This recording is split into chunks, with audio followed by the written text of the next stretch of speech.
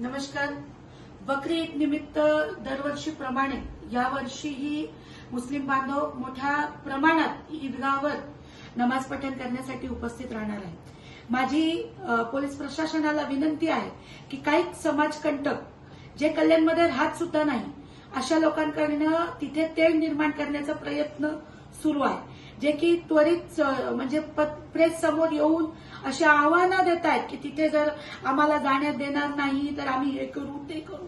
ठीक आहे, आपणास कोणी हे करण्यास अडवलेलं नाही, पण तो दिवस का आपण ठरवत आहात. आपल्याकडे पूर्ण 365 दिवस आहे, त्यात आपण केव्हाही जाऊन तिथे दुर्गा स्तोत्र म्हणा किंवा हनुमान चालिसेचं पठण म्हणा, आपण तिथे आमंत्रित करा, आम्ही सुद्धा त्या पठणात सामील राहू.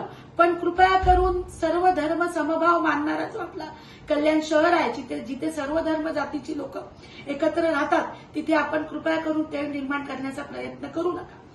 माझी पोलीस प्रशासनाला विनंती आहे की जे असे समाजकंटक समाजात तेढ निर्माण करण्याचा प्रयत्न करत आहेत त्यांच्यावर त्वरित गुन्हा दाखल करून त्यांच्यावर कारवाई करण्यात यावी, जेणेकरून ते तिथे पोहोचून जे बांधव आमचे नमाज पठण करणार आहेत त्याच्यात विघ्न घालू शकणार नाही.